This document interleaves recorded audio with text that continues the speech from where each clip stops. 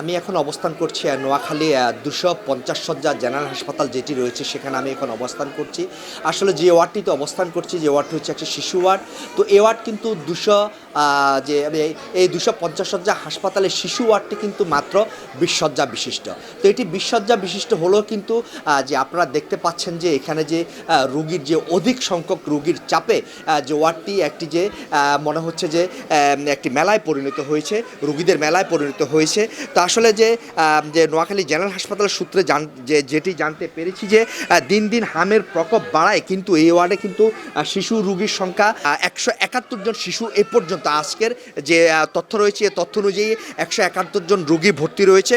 গতকালকে 178 জন রোগী এই হাসপাতালে ভর্তি ছিল হাম নিয়ে, কিন্তু যতটুকু জনবল থাকার কথা সেটি না থাকায় কিন্তু চরম সংকটে রয়েছে হাসপাতাল কর্তৃপক্ষ।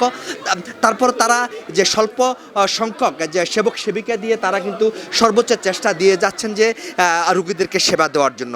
তো তেমনিভাবে যে আমরা এখন কিছু যে রোগীর যে স্বজনদের সাথে কথা বলার চেষ্টা করব। আপনারা হাসপাতালে কবে ভর্তি হয়েছেন?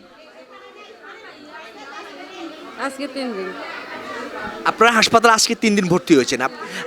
সেবা পাচ্ছেন কিনা? পাইছি। ওষুধ দিচ্ছে কিনা? দিছে। পরিবেশ কেমন হাসপাতালের? আছে মোটামুটি। ধন্যবাদ আপনাকে। তিনি জানাচ্ছিলেন আজকে শিশু ক্লিনিক 3 দিন ধরে হাসপাতালে রয়েছেন। একই সাথে তিনি জানিয়েছেন যে সেবা পাচ্ছেন, সাথে সাথে যে সরকারি বরাদ্দপ্রাপ্ত যেসব ওষুধ রয়েছে সেসবও কিন্তু তারা পাচ্ছেন। তো আমি আরেকজন রোগীর স্বজনের সাথে কথা বলার চেষ্টা করব যে আমি তার কাছে জানতে চাইব যে আপনারা আজকে কয়দিনে হাসপাতালে ভর্তি রয়েছেন এবং আপনার শিশুর বর্তমানে কী অবস্থা? আমরা আজকে 7 দিন ভর্তি রয়েছি। আমরা মানে সেবা মোটামুটি একটু ভালো চলতেছে। ওনাদের কাছে ওষুধ যা আছে তা চলে, আর কিছু লাগলে বাইরে থেকে আনাতে বলে। আর মানে পরিবেশটা একটু মানে বাজে অবস্থা, এতটুকু। মানে রোগীর অবস্থা মোটামুটি একটু ভালোর দিকে আছে।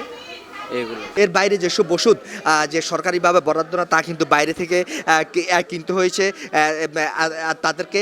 একই সাথে তিনি পরিবেশ নিয়ে কিছুটা যে জানাচ্ছিলেন যে হয়তো যে ক্যামেরা দেখে কিছুক্ষণ আগে পরিষ্কার দিয়ে ওয়ার্ডকে ঝাড়ু দিয়ে ওয়ার্ডকে পরিষ্কার করা হয়েছে বলে তিনি জানিয়েছেন। যে এখানে যে অস্বস্তিকর পরিবেশের সাথে দিন কাটাচ্ছেন সেটিও কিন্তু তারা জানাচ্ছেন। তা আসলে যে বলতে গেলে কিন্তু যে 250 শয্যা বিশিষ্ট নোয়াখালী জেনারেল হাসপাতালের যে নতুন একটি ভবন রয়েছে 7 তলা, আর সেটি এখনও পর্যন্ত চালু না হওয়ায় কিন্তু যে অধিক সংখ্যক রোগীর চাপে বর্তমানে এই ওয়ার্ডটি যে একটি যে অচল অবস্থার মতো রয়েছে। প্রায় 20 শয্যার বিপরীতে 171 জন রোগী ভর্তি রয়েছে। তো যদি নতুন ভবনটি যদি চালু হতো তাহলে হয়তোবা এই সংকট কিছুটা কেটে যেত বলে জানিয়েছেন রোগীর স্বজনরা।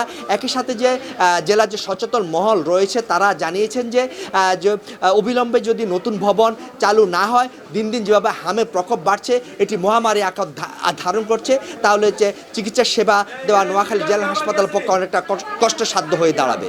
এ হচ্ছে হাম নিয়ে নোয়াখালী থেকে আমার কাছে সর্বশেষ।